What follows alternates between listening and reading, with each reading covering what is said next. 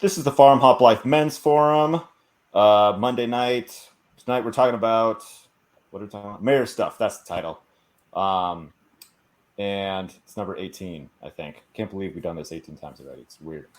And who do we have with us tonight? We got Long Story. All right. Yeah, Long Story Farms. So I'm going to stop video due to my living in the middle of nowhere, not having broadband.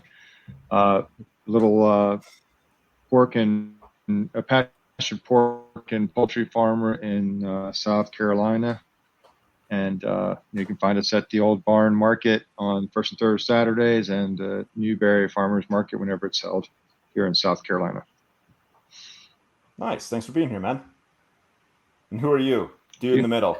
Yeah, this is Christopher Dividal with Secure Farm, and I'm also working with Secure Coop. And I'm working on the first product is a chicken coop door opener with phone notifications. And then I'm branching out from there into other farm security, farm backyard security, backyard automation, things like that. Awesome. Yep. Let's do personal events. Jeffrey, you had a pretty awesome. Sorry, Long Story Farms. You had a pretty awesome personal event this weekend. Let's hear it. Yeah. So I have brother-in-law and sister who are investors in a restaurant, and also my brother-in-law is a lawyer, and we had been talking about using their restaurant as a venue for a farm to table event. And he said, "Why don't we try it out with the law firm?" So he decided to host the staff of his law firm, and so we did a farm to table dinner, and we served a free 3-course meal, and it went really well. We featured 5 different local producers, including our own farm products. So we got Edie Acres from Chapin, South Carolina, Renegade Acre from Newberry, South Carolina, Enoree River Winery from Newberry, South Carolina, and Old McCaskill's Farm in Rembert, South Carolina, and Long Story Farms in Newberry, South Carolina. So kind of cool to feature 5 different local producers and serve a great meal, and the crowd really enjoyed it. And we're going to figure out how to do it again. It must have been weird for you having like an old passion of yours, like being a chef, and your new passion of like, providing great food, and like those two things coming together and being able to do them both. Tell me about that. Was that awesome? Yeah, it's cool. I didn't expect it to happen so quickly. We talked about potentially hosting events here or doing catering, from the farm, or having maybe events at the farm and that kind of stuff. And I thought it would happen 2 or 3 or 4 years from now. I didn't think it'd happen so soon. But the opportunity presented itself, and I still have the chops. Knife skills are a little rusty and things like that. I definitely made a lot of mistakes. I commented on that yesterday or day before, but yeah, I guess it's I don't want to sound too arrogant, but I know what it would be if it were perfect, and I get frustrated when I can't meet that standard. So, but other than that, it was great. Everyone loved it. We had rave reviews. We did duck breast that we raised. We did stuffed chicken breast with products that chickens that we raised, and we stuffed it with ham that we raised. And we did a pork chop, a bone-in chop from our farm, and the super high quality meats. And it was great. The restaurant's tiny, so it was a little bit of a challenge there logistically, but I think we've got a good foundation for figuring out how to get it right. Yeah. Go ahead, Chris. I didn't know if you knew. Oh, hold on a second. My mother is coming out to say hello. So. Okay. Jeremy. Sorry. Jeremy, why don't you go ahead and introduce yourself, and how do we know you? How do you know? Well, Matt found me. My name's Jeremy. Maybe like donuts on TikTok and Instagram. The name is kind of a fluke that just kind of happened, and it was a joke, and then it turned into something, and started my prepping and homesteading channel on TikTok, which is blown up. I'm still humbled by the fact that many people care to even have any care about what I think. So so it's been kind of cool. But Matt found me, and we did a podcast earlier, last week, and Just a couple days ago, yeah. yeah. In fact, I started listening to it the other day, and I was like, oh yeah, I need to put some of that on my TikTok page. So I'm trying to pick a few. Like, I mean, you don't have 2 hours on TikTok, so you got to pare it down to I think I finally got the hey, you can put 10 minutes, but nobody wants to watch a 10-minute TikTok. Not usually. It's got to be pretty high level engaging. But Yeah, what's it does. So you got like a prepping and like homesteading channel on TikTok. Prepping and homesteading. Yep. What's a personal event within like the last, let's say, week that you're like, hell yeah, this was awesome? Yeah, I was trying to think. We just started doing no electronic Sundays as a family, and it's been really great just to to unplug. We'll do games. We'll go. I think we actually went. I say no electronic. We went down and we shot a TikTok video at the creek 2 Sundays ago. So we were using electronics, but we were doing it as a family. And was that your water filtration video? It was. Yeah, nice, it was. Yeah. And Brock, my son, he's been dying to be in a TikTok video. And I was like, all right, let's do it. Let's do a water test, and you can test the water out of the Cahaba River. And he loved it. He thought it was great. And then we like this past Sunday. So within the last week, we went up to, there's a farm locally, and it's just a massive tomato farm. And so we picked, like we're lugging 5-gallon buckets of tomatoes. It's a U-pick, so we're lugging 5-gallon buckets of tomatoes home. I mean, we got tomatoes here, but not that many tomatoes. Right. And so now, of course, yesterday and today we've been canning tomatoes. So I don't know, it's just fun just to do that as a family. That's awesome, dude. Nice. Definitely recommend the unplug. If you can pick a day out of the week to just unplug and spend some time together as a family, it's huge. Makes a big difference. I'm gonna have to try that. We were just talking about that over the weekend, actually. It's a cool idea. Yeah, we like it. It was my wife's idea, and I went along with it, and I love it now. So it's definitely, I would recommend it. I did get my hand slapped a couple times. She looked at me. She said, "Put that down." My bad. Sorry. Go ahead, Christopher. Yeah, so I am at my parents' house. Surprised to find that learned on Friday that the surgeries that they've been trying to have.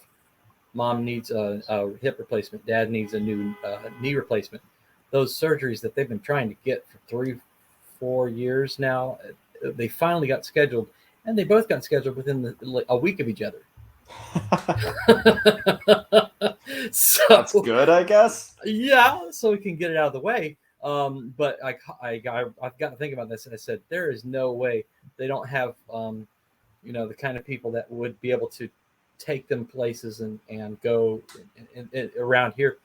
And I said, Mom, do you need me to come? And she said, yeah. So I bought tickets Friday late night, and surprised they weren't too expensive. Got on Allegiant Air and Amtrak to the trains to the to the airport, and somehow made it in one piece. So I am in southern Illinois down here with all the corn and the soy and watching the deer go by, and I'm loving it. It's a nice place to visit. I definitely am a Florida boy, but it is a great place to come and just hang out for a few weeks. So I love it here. It is beautiful out there. Yeah. Very cool. Yep. On Saturday we went and I guess a couple of quick things. We met the guy who's watching our property when we hit the road. We met him and his wife and his 2 kids. Because I've only really met him for a couple hours at a time, and then my wife really hasn't met him, and so she got to meet him and her and blah blah blah. And so she's like, okay, I feel a lot better about this whole thing after meeting both of them. Like, sweet. We took a look at a couple of our travel trailers, and we found one that we like. The price tag is more than we wanted to spend, but the monthly price is about where we want it to be. So it's spend 50 extra bucks a month to be more comfortable, being in a travel trailer full time. Get you a show enough RV. You a what? A show enough RV. Show enough. Yeah, cousin Eddie off Christmas. Yeah. Oh, okay. I got you. Yeah, so we're still looking into it. We haven't made a try to buy it yet or whatever. And then the last thing is today launched the t-shirt sale for to support. I got bit by the bug and went crazy. So that's available until the end of the week.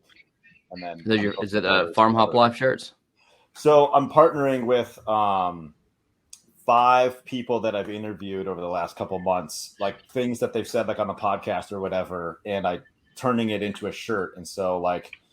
You can buy this shirt starting today, and at Friday midnight, closing the orders, you cannot get this anymore.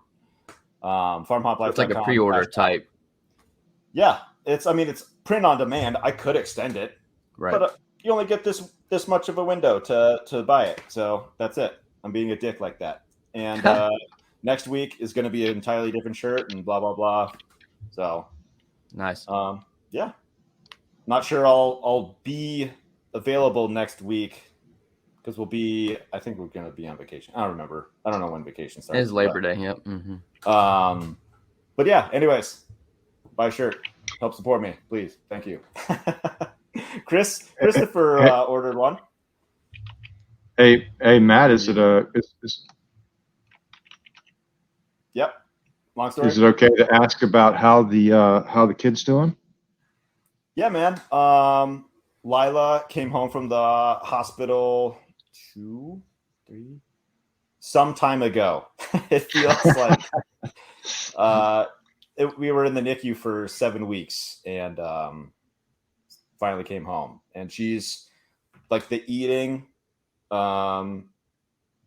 has been a struggle, but my wife went to a lactation consultant last week and spent 2 hours there and got a bunch of helpful information. So it's getting smoother as we go.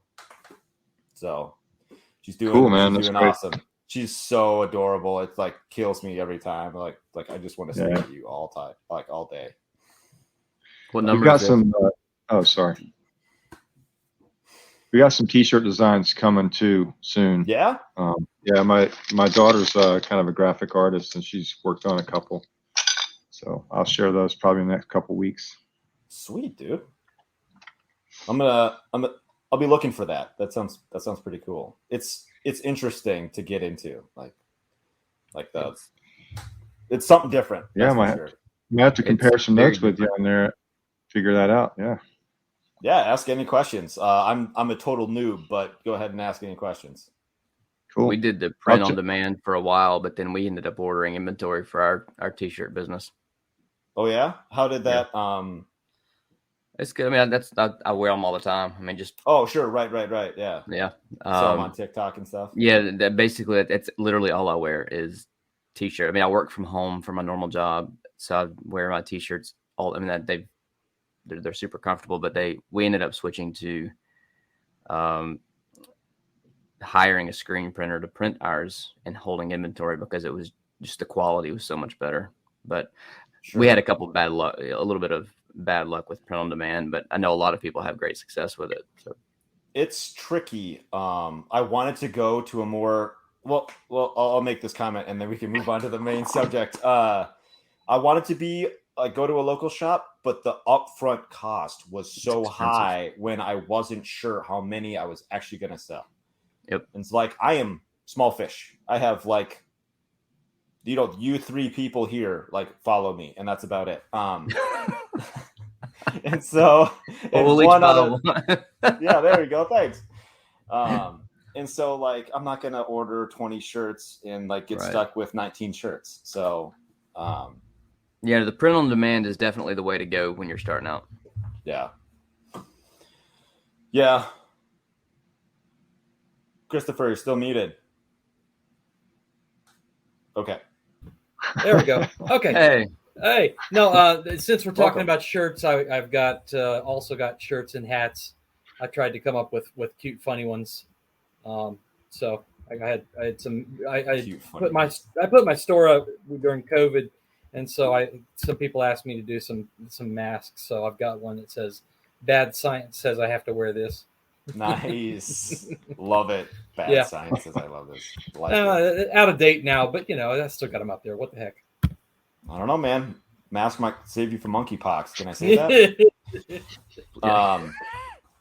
All right. So Marriage saves you from monkeypox. Marriage, yeah, depends on the kind of marriage, I suppose. So Christopher, this was your idea of the marriage stuff. You picked. Can I ask why? Just like something on your mind?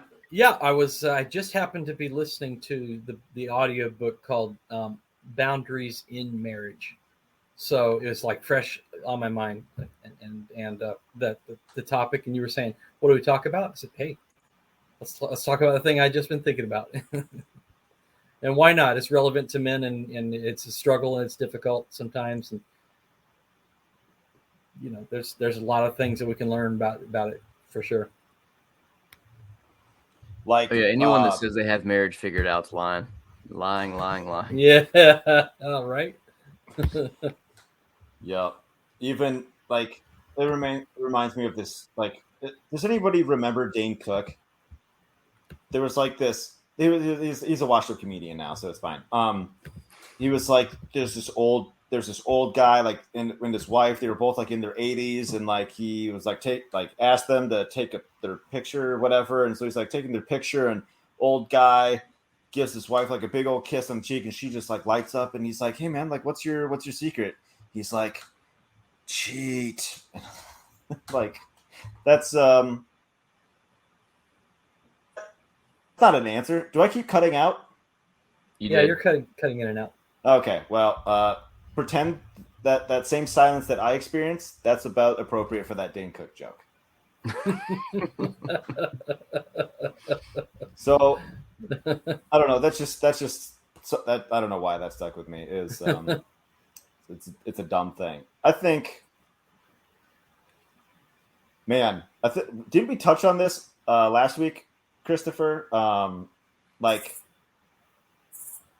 just tell that. Like, what were we talking about? Like, telling the truth. Just like, man, is your lie so bad or your truth so bad that you'd rather tell a lie than tell the truth? Was it last week? Remember that? No, it wasn't last week. Was it the Perseverance? The learn to suffer? Learn to suffer? Yeah. Yeah. Open communication is what we're talking about. Yeah. Yeah. And I'm not good at that. I'm definitely not good at that. I would much rather try to find a way to make it work without coming to the difficult conversation. And why is that? I guess because I have so little success with difficult conversations and so much success with negotiating circumstances. And that's works. Sorry, that sounds funny. Yeah, no, it works sometimes and it doesn't work a lot of times. So I got to have those conversations, and I don't. I just don't have to stop and avoid. There's people who are on the one hand, they're either they're prone to outbursts or they're prone to withdrawal, and I'm prone to withdrawal. You got people who are prone to get in your face and be outbursty and say what's on their mind, and they're not very good at being tactful. And then you got like somebody who like me who tends to withdraw, but I'm not good at getting into the situation when it needs it, and that's definitely a shortcoming of my character.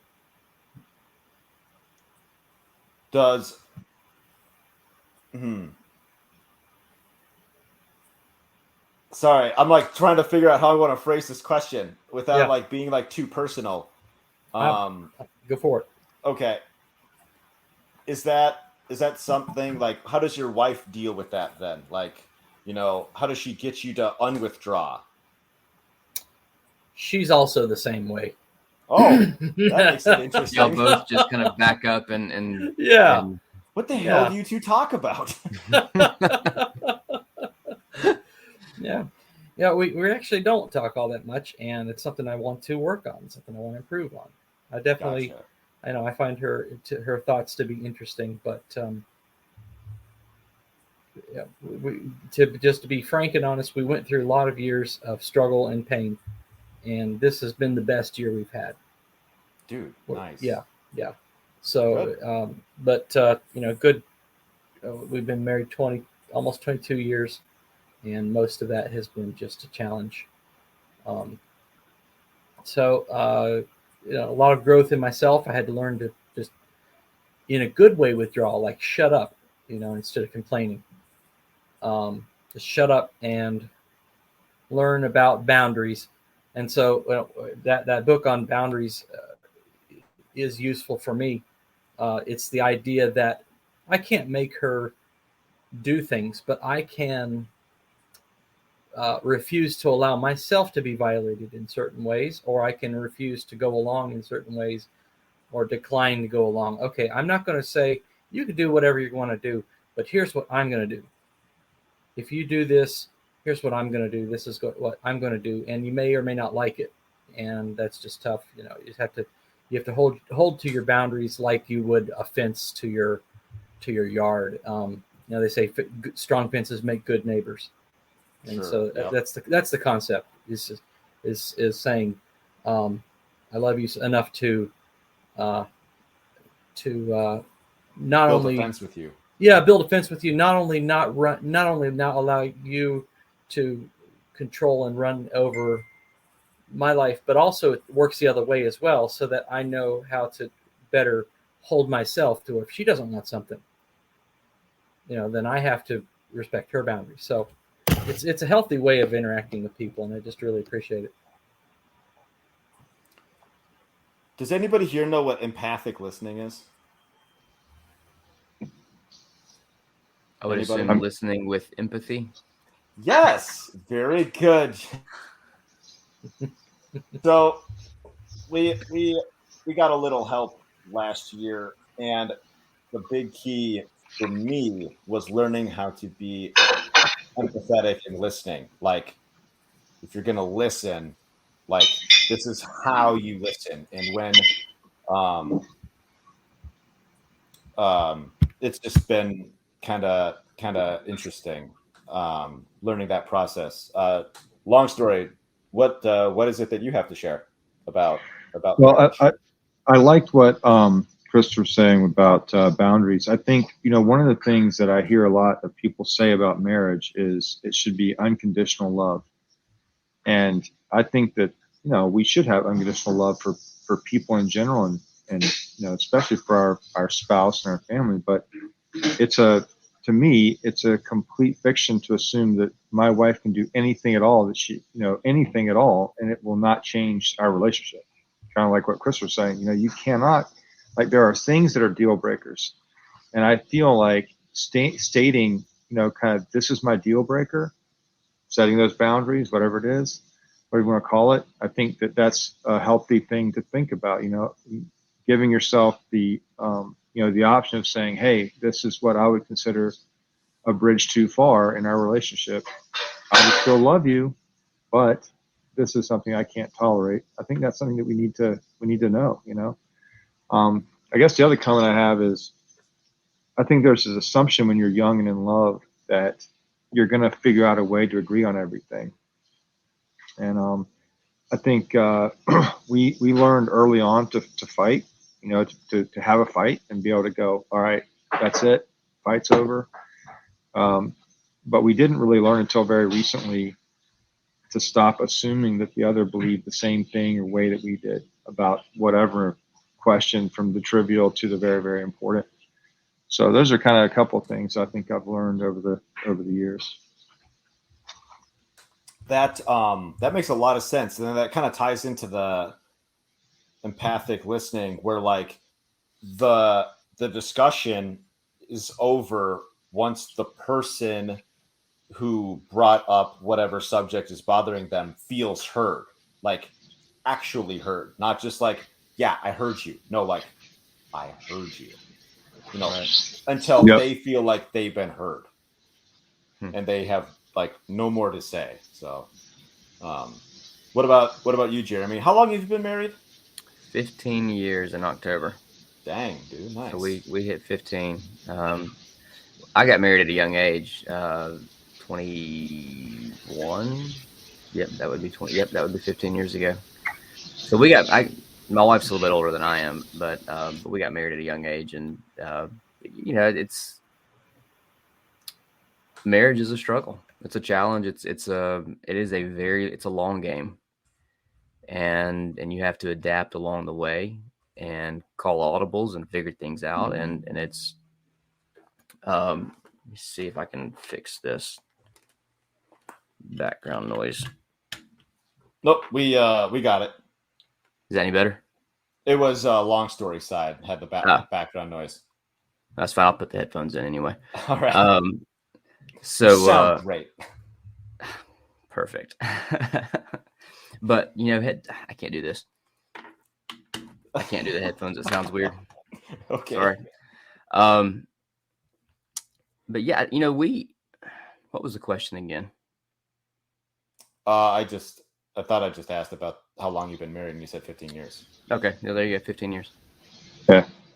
You were saying that you were saying that she was a little older than you, and you were starting down the path there, talking about. Oh yeah, just marriage is a challenge. It's a long game to play, and not to play it, but I mean you have to adapt along the way and learn each other, how each other communicate. Like Christopher was saying, communication's key. And one thing that a lot of men push back on, I believe, is counseling. And I pushed back on it for years. And a few years ago, we went to counseling. And one of the best things that we've ever done, because it helps both of us get an objective person's point of view on how we should communicate. And we've learned a lot through that.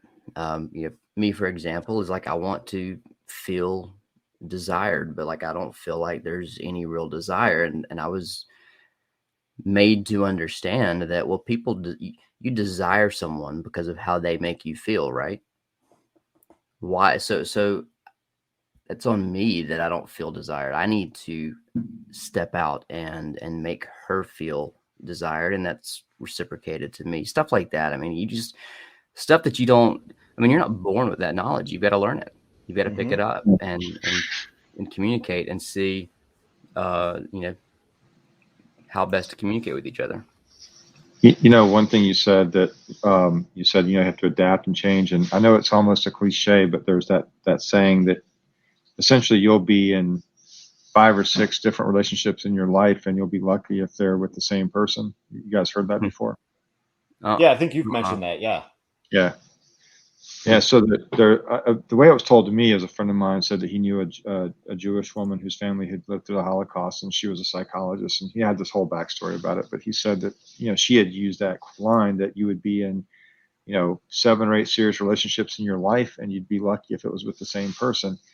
And I can definitely look back at our marriage. We've been married 26 years, almost 27. In December will be 27, and I can definitely segment it into at least 4 different relationship steps that were really profoundly different from each other, where for one reason or another, one of us had changed enough that it felt like a new relationship, And I think having the wisdom to kind of go, I think that's the unconditional part of the love. That is it. Like the willingness to say, okay, here's the new you. I'm willing to meet you where you are and reforge the relationship, the sense of connection and whatever. And, we're still partners in this, but keeping those boundaries in mind. I think that's really the key. Yeah. But guys, because I want to stay married, I am going to have to drop off, but, I really enjoyed it. I just want to jump on for a few minutes because I feel like it's an important topic, and I wanted to throw a few things out there. But appreciate you guys sharing and Appreciate sharing it. some time with me today. All right, long story. Nice to meet you, Jeremy. All right, y'all You take too. care. Thank you for All right. being here. Yeah, man. See ya. Go ahead. Okay, Christopher. skinny. Yeah, no, Jeremy, to counter what you were talking about counseling, I was actually the one that said, let's go to counseling. Mm-hmm. And Hey, I that's said- fantastic. Yeah, but the situation is opposite. We had just no when nobody ever got into the meat of it. And the last guy we saw, I don't say this about too many people, but he was an idiot. I mean, we spent a lot of money on this guy, and he's so bad that my sister, who works in mental health counseling, I told her about some of the things that he was saying and doing, and she said, "Oh my gosh, do you want me to help you to file an official complaint with the physician, with the some board?" And I said, "No, I didn't want it to come back on me, and it wasn't that relevant to me." But the guy would. I'm not going to even. I'll spare you the details. It was a real waste of time. And it was the last one, and we just kind of both looked at each other without really verbalizing it and said, "That's enough. We're just not getting anywhere with this." And I think if you have a good counselor and that they can really deep in, get into it, get past the superficial stuff, and understand really what's going on. We just couldn't find it, and we never got. Well, we saw probably 6, 7, 8 different people, and for various reasons, a lot of them quit on us. We never quit on one of them. Like one of them moved away, so it was a maddening and frustrating experience that never really seemed to bear any fruit. I would venture to say that a good counselor will make you feel uncomfortable. Yeah, none of them ever really made me feel uncomfortable. It's all superficial, and a good counselor will make you sit on the couch and stare at each other and say awkward things to each other, just to make you talk about things that you wouldn't normally talk about. Yeah, and I remember me and my wife looking at each other, saying some things, and we just died laughing, and it like broke the ice. I was like, okay, we can laugh about this. I was telling you my experience, by the way, not to throw any cold water on people who might be considering it. I just wanted to share my experience, but the reality of that experience is that you can, counseling is not a panacea. You can try, and you sometimes don't get anywhere with it. You're absolutely right. Yeah, I used to work in the mental health insurance industry, and I'm not a counselor or anything like that, but I worked for a company that was a mental health. They focused strictly on mental health, and there was a lot of marriage counseling, and I saw people come and go, and they had success after success or not, and it was hit or miss depending on counselors, and we saw counselors that were really good and stayed full, and some that were just complete garbage. And so you got to find the right counselor that the two of you can connect with. Yeah. I've said this before, but going through 7 weeks in the NICU, if this had happened like last year, it would be very, very rough. But because we went through some work last year and had this happen this year, like we were both like super strong, like as like partners together, and like me being at home here with my mother-in-law and my son, and my wife being at the hospital pretty much all the time with our daughter, and then in the Ronald McDonald House and dealing with all the craziness over there. Like, it wore us both out. And like the probably 5 or 7 days before we got like released, like, because there was still like there was always light at the end of the tunnel, just didn't know when you were gonna get out. I like sat on the couch thing that they have in like the NICU room, and I'm like just like crying because I'm just like, our house is not a home without you there. Like, I just want you both home, and it's not the same when your other half isn't there. What if you have the freedom to talk about it? What were the kinds of conflicts that came up? If you don't have the freedom to talk about it, we'll move on. But I was curious about what that situation pressed you into. Basically, I wasn't really listening. Like, I was surface level listening, and I wasn't really like asking like questions to fully understand what it was she was dealing with. So like, I'll give you an example, right? So like her first pregnancy, she'd be like, I'm worried I haven't felt the baby kick. And I'd be like, it's probably fine. Like, just don't worry about it. But she'd like, this would happen over and over and over again, to the point in which she's just like, stop sharing. She just stopped sharing her worries, because I would just tell her, don't worry about it. Like, it's fine. Now, because you're a guy and you wouldn't worry about it. Right. But it was a concern of hers, and she was sharing that with me, and I wasn't like being empathetic about it. So she's like, if you're worried about something and you want to tell somebody and they're just like, yeah, don't worry about it. Like, well, that's not helpful. And so going through like fixing that this time around, I'm kind of like, I'm more like listening. She's like, okay, I haven't felt the baby kick. I'm like, like, how long has it been? Since you like felt the baby kick, have you tried laying on your side? Like, do we need to go? Like, because we hit our deductible at like in the second month or whatever. So like basically all the visits are free after that. Like, do we need to go get it checked out? Do we need to go get like an ultrasound or whatever? And she's like, maybe, I don't know. And we did go probably 2 or 3 times, like late at night. Or she did. I can't remember. She probably went once or twice by herself, and then we all went one time or something like that. I don't remember. But like, just to like,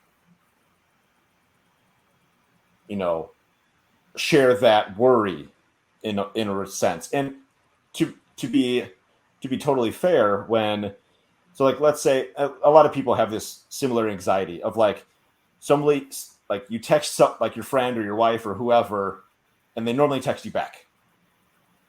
If you text them and like a couple hours go by, 12 hours go by, a whole day goes by, and they don't text you back, like, something's weird, something's wrong.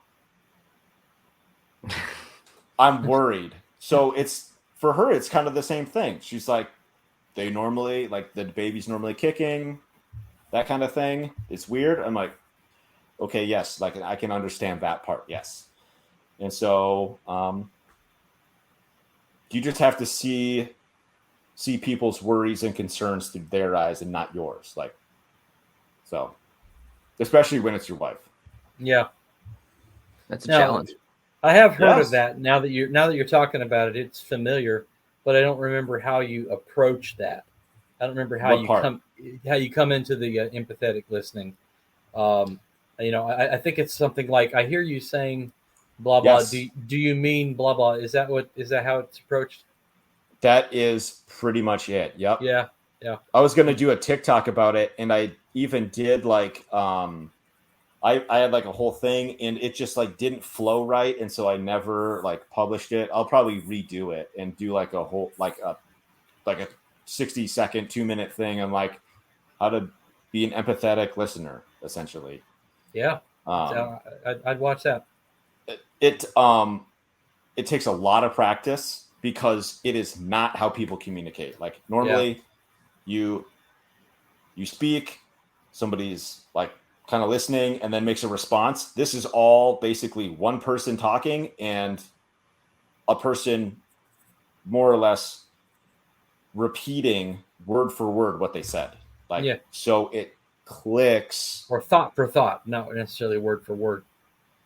Word for word, because I tried to do like to prove that I was listening. I was like just wording it a little bit different. So I'd go like, instead of just like, in and out, I was like, I'd let it roll around in my head and like kind of say it just in a different way. And she's like, it seems like you're trying to like summarize what I'm saying. I'm like, okay, sorry. I'll just take it in and repeat it back. So it's weird. It's a weird skill. It's a weird skill. Yeah, and it's a weird way to talk, but it works. I think I have tried it. I think I have tried it once or twice and just didn't stick with it. But I mean, it seems like it would be a good tool. I got some questions for you guys. So Jeremy, when we had our interview and you got into your TikTok like exploded, and then you didn't tell your wife about it right away or whatever, and so since she found out about it, so what was her initial response? Her initial response. Let's see. I'm trying to remember the exact moment that I told her. I think we were pulling up at some friend's house in the car, so it was like not a good moment to tell her, but she's like, well, what are you hiding from me? I'm like, nothing. Why didn't you tell me about it? Because you would have looked at me and said, oh, here we go with another idea of Jeremy's. Because I'm an idea person. I mean, I love to try something new, and if I like it, then I keep doing it. If I don't, then I don't. Yep. And the whole TikTok thing turned into something that I started liking. And I was like, well, let me see if I can grow this following. Let me see if I can, there comes a point where something consumes enough of your time that you need to figure out a way to monetize it. Absolutely. And so I tried to see about monetize. I mean, we're not like making it rich and going to retire or anything like that, but like it supplements our income a little bit. And so I tried that. I tried to monetize it, and at the point that I was able to monetize it and show some decent income from the efforts that I've put in, I said, hey, by the way, here's what I've done. She goes, well, why are you just not telling me? I said, because if I had told you beforehand, you would have said, here we go again. But now that I can show you proof of concept, you've now bought in. Okay. But for us, that is the way, and that is a way for us to communicate, to handle that. And I don't necessarily recommend that for everyone else, but based on our relationship, I knew, I mean, if I had told her what I was doing to begin with, I mean, I'd have still done it, and she'd have just rolled her eyes at me. And sure. And then I would have said, well, hey, you remember this thing? Well, it's turned into this, and it would have been fine that way too. But for even I think it was even more for me, because you think, I don't want to try this. I don't want to say that I'm doing this. I don't want to say that I'm investing my time into making TikToks, and then it fail, and then I have to say, oh, well, that failed. Here's another thing that I failed at. There's part of, I think that's also a part of it as well. Fear of failure. And having to show or tell someone that, yeah, that didn't work out. I didn't make it at that. I still may fail at it, but I mean, it's at least at this point, it's not as much of an utter failure. Sure. And so what's her level of, I'm just curious, what's her level of support for the, yeah. Does she film you doing stuff like, hey, I need you to hold the camera or whatever? So the that water filter test that we did. Yep. And that was a company that just said, hey, I love your TikTok. We have some water filters. If I send you a couple water filters, would you be interested in trying them? And then if you sell any, then you get a commission on sales. And sure, I'll try it. Dang. And Brock wanted to try it. Brock's my son. And my wife wanted to try. She was like, well, I'll be in it too. And so, but she doesn't want to be on camera. That's not her personality. She doesn't want to be on camera. She doesn't mind being in it in the background. And I think there's actually and this is just my assumption on this. I could be completely wrong, but I think there's also a point that she's like, well, no, I do want to be in the background because I want people to know that, hey, you have a wife and you're married. And so she wants to be part of it in a sense. As far as recording, she's held the camera a couple of times. I've got a tripod, and I usually try to do things, in my free time. Like, I work from home, so I'll shoot stuff during lunch or take my son to the bus in the morning, and I'll shoot something before work or something like that. But she's her buy-in is she's fully bought into it, and she understands Awesome, that it's a viable way forward. Something that, whether it turns into, you've got some TikTok creators that are, millions of followers, which if I ever get to that point, I'll be blown away. But that's their livelihood. Yep. And if it ever gets to that point, then sure, absolutely, I'm happy to go down that road. But for now, it's a hobby and a little bit of a supplemental income, and she's definitely on board with it. Cool. And it sounds like she's been looking for something to support you in, and now that you've got your teeth into it and you're starting to get traction, she knows that you're not going to just jump away from it, and she can then be with you in that. Maybe, yeah. It's a good observation. Mm-hmm. Christopher, what about you and Secure Coop and Secure Farm? Like, I mean, you've invested a lot of money in this thing, so like I have. And how long you've been working on it for quite a while, and so I have. So no, I'm not, like it's a complicated thing. It's just how it goes. It is, and I hit so many barriers and so many roadblocks and so many walls. So when you started, what was that like for you and your wife? Yeah, well, I was bouncing so many ideas about the way I wanted to do it, and then if I could do that, then I might be able to do this other thing later on. And she got overwhelmed. She said, "Okay, that's a lot of ideas. You're throwing a lot at me." And she got overwhelmed, but she has never resisted it or said, "Why is it taking you so long?" or anything like that.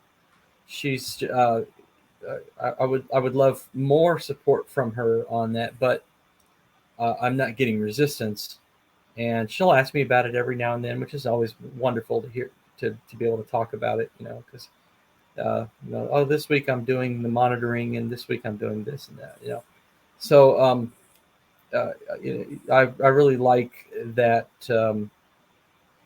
she has not fought me about it, and she's not resisted about it, and the time and the money, it's comes over time and just little by little. So it hasn't taken away from other things, and I've tried to never allow it to take away from family or other things. It's one reason it's taken a lot longer than it should, because Sure. Family's important. Yeah. So we've been pretty much on the same page, and she has seen me go from several different ideas, but I tend to really work at an idea, before I give up on it. And I think she sees that. She sees I'm not going to just bounce into something and bounce out. So, and I came in a few minutes late, and maybe I'm new to this anyway. But so tell me, what is Secure Coop? Yeah, Secure Coop basically is a chicken coop door opener with phone notifications. So you get an app that tells you what the status of your coop is, tells you if there's any issues. And I work in a Fortune 50 financial company in the IT department, so I've learned a lot about how to do reliable transactions and things like that. Mm-hmm. I took those principles and concepts and applied them to the chicken coop, so that it'll be super reliable notifications. You will know, and I've got such confidence that I can deliver a quality monitoring and notifications like that I've got to guarantee that if the person has an issue that I don't notify them about and they lose their whole flock, I'll replace the whole flock up to 20 birds. So I feel like I feel like I can put a real good degree of guarantee. Yeah. So I've approached it like like I would with our multi-billion-dollar servers, and just bulletproof reliability. Mm-hmm. After the coop door opener, I realized I've got a core that I can build on. I can add, monitoring your electric fence. I can add monitoring your water temperature. If you've got aquaponics, if you're doing a pond, things that require, motion sensors for predators, things that pull you away from farm activities and make life harder because you're trying to go in so many directions. It's like a force multiplier. It's a way to multiply your efforts in time. Like putting a deer feeder in your chicken coop so that you don't have to feed your chickens every day. That's how Matt and I found each other. Yeah. That's how Matt found me. All right. I'm on TikTok page. Okay. By the way, so just a point about the deer feeder. I told you I showed that to my wife, and she's like, "Why don't we have that?" And and so we're gonna be going on vacation here shortly, and coming back from vacation, my mother-in-law is gonna like stay at our house while we go on vacation again with my parents, and she doesn't want to do like the chores, the chicken chores or whatever. Mm-hmm. Even the I've hired the neighbor girl before to do the chores, and she's like, "I'll buy the deer feeder if you set it up." So we're gonna be. For less than $100. I mean, yeah. So, Christopher, have you taken that to market already? I am still in development. It's been. It seems I only knew about like 1/10 of everything I need to know to make this happen. I mean, it's been incredible the number of roadblocks, but we're getting there. The app is mostly is where the hitch is, and it's mostly there. It's like mostly functional. It's not enough to put in someone's hands, but I feel like I'm months away from it. So I built for my chicken coop, I built an automatic door using an Arduino. Yeah. And I know enough to break it.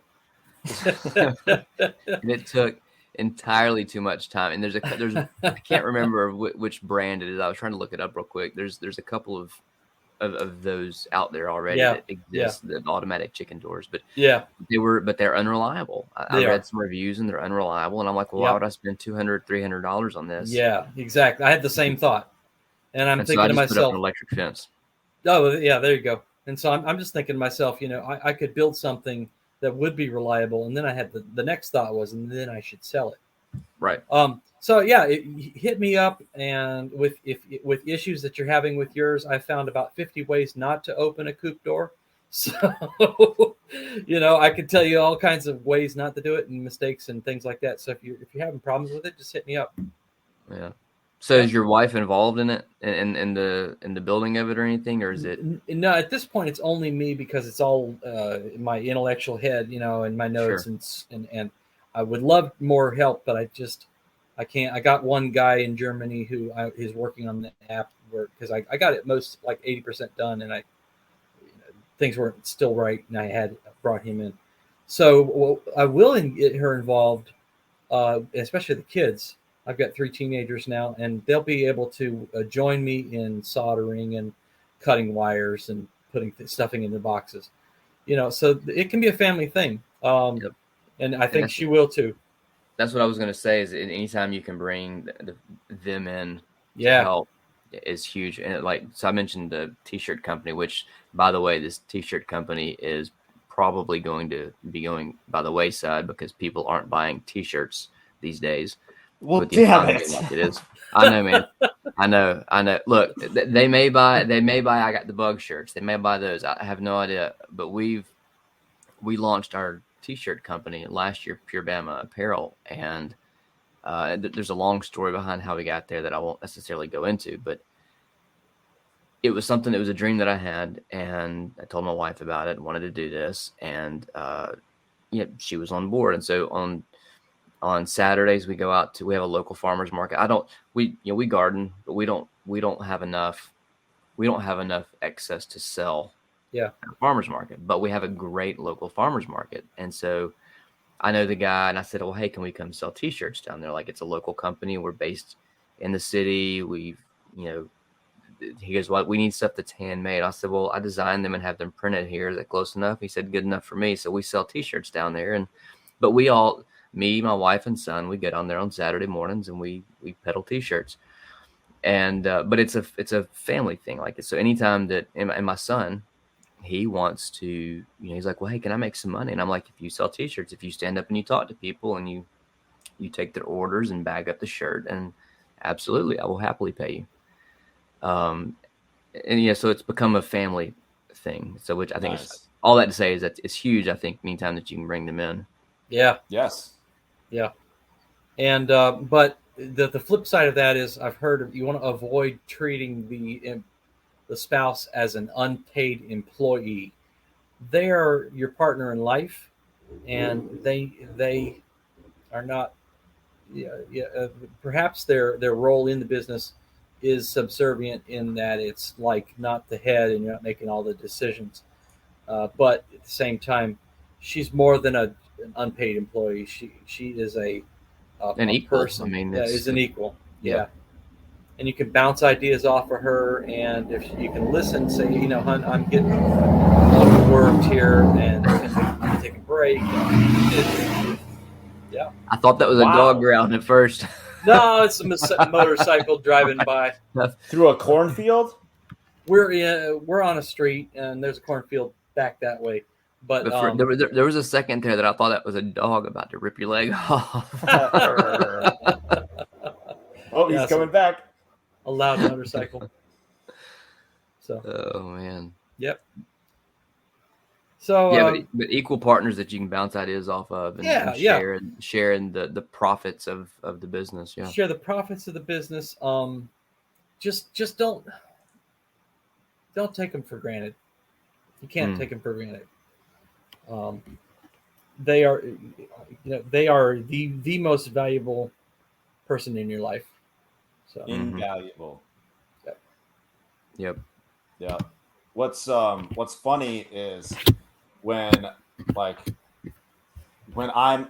trying to build up this, right? And she's like, it took her some convincing, and it was like a whole evolution of things. Like, what about this? What about this? What about this? And she was like, asking me questions, which is legitimate. Like, Sure. Hey, it's probably not going to work out how you think it's going to work out. These are my reservations. And Because that always gets me. That always bugs me. And I know that I'm wrong in it, but I can't help it. I still just quit asking me questions. I know what I'm doing. But I don't. I agree. Like, just don't ask me questions. But at the same time, it's like, you know what? I actually needed to hear all those questions because those are all legitimate things that I won't admit it to you. Yeah. So it's been this whole evolution, evolving into what it's becoming because of those questions. And hey, what if we did it like this? What about this? What about this? Oh, okay. Yep. Do that. And so she'd when she was still pregnant and still with the two kids now, she's like, I'll grow the babies, you grow the thing. And so she's like, and so we obviously we're together on, feeding the kids, changing diapers, taking them to the park, blah, blah, blah. And then, I get her input on the design. She's like, nah, that's, it's not really that doesn't look great. It's missing this or lacks this or whatever. And so it's just a cooperative deal. And obviously once we become this is the thing we do, that's only gonna get deeper. Having each other in whatever it is we're doing going forward. So her support's been pretty awesome, and honestly couldn't do it without her.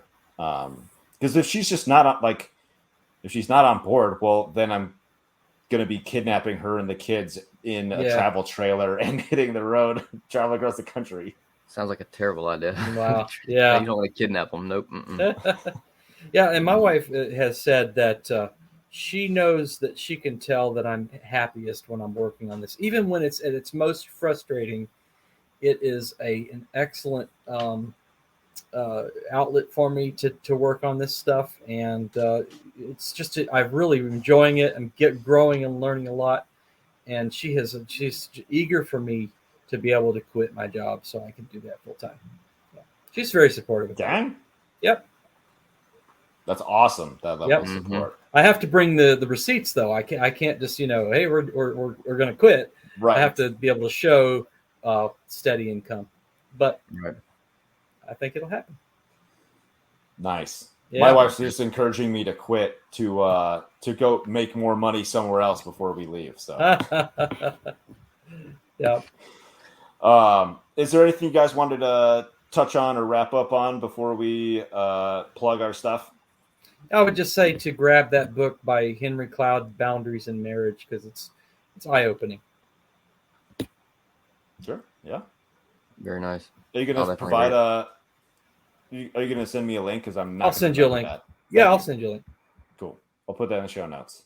All right. And all right, Christopher, go ahead. Yeah. So the website is securecoop.com. You can get there's an ebook there about 40 ways to protect your coop, and there You have to confirm the email in order to get. You have to confirm the email. I'm going to. I just read an audio or listening to an audiobook. They said, don't do a tie-in for an email. I'm going to just make it where you can get to download the audiobook. Or the download Okay, book. cool. Yeah. All So, right. but for today, you have to confirm the email, get on the mailing list. Anyway, get the coupon Farm Hop Life Rocks, and if you are a member of Jack Spirko's Member Support Brigade, you can combine that coupon. The MSB.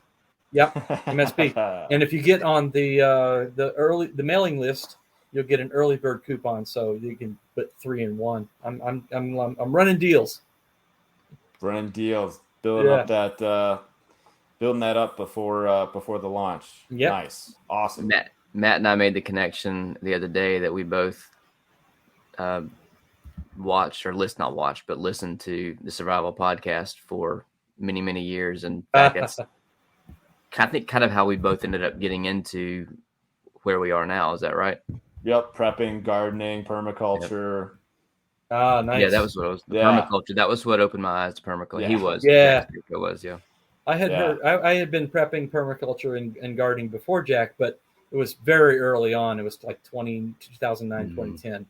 And I started listening to him. Man, this guy, he's talking in interesting and good ways that are like different than a lot of other people. And so I just kept on listening. Yep.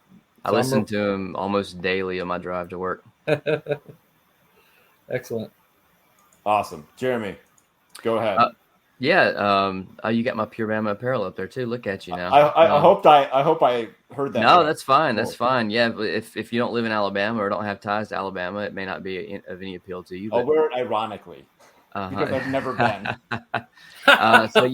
For what? I'll wear it ironically because I've never been to Alabama. Nice. On TikTok and Instagram at Do We Like Donuts, I've got a prepping and homesteading gardening channel.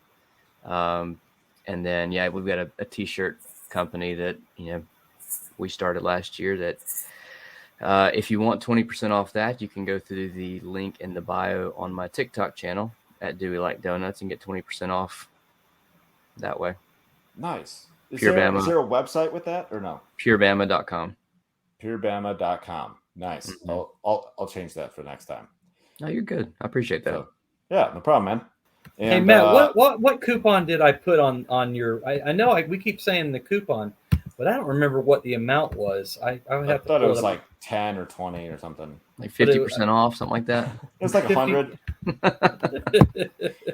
It was actually 120. You paid them. Yeah. If you stack enough coupons, I'll owe you money. I am Matt DeRocher of A Farm Hop Life, Traveling Homestead Family. You can support the 20 by 23 project, where we are going to help out 20 homesteads in the year 2023 by buying one of these shirts. This is this week's shirt. I got bit by the bug and went crazy. I think it's mirrored, so it's going to look weird, but I promise you, when you buy the shirt, it's not mirrored. So it's printed normal, and you can read it. So that's at farmhoplife.com/shop. And yeah, I don't know what we're talking about next week because I'm not sure I'm going to be available, but we'll figure it out. And last thing before we sign off, I just want to note you two over other way here. You two live in southern states, but I am more tan than you. I am so much further north. We got Ginger, over Ginger, there. man, Ginger. we don't tan. I have an ugly white light in my face because it's this place where I'm sitting is dark and this is the only available light. And yeah, I look terrible in this light, so that's what we're going to go with. That or maybe Matt, maybe you're outside more than we are. You probably Maybe are. Yeah. You guys should just get outside more. Just do your work outside. I don't know what your problem is. All right. All Thanks for right. being here, you guys. I appreciate it. Always enjoy it. Thanks for the opportunity. Enjoyed it. Yep. Thanks Yes, for the thank invite. you. Yeah, no problem. See ya.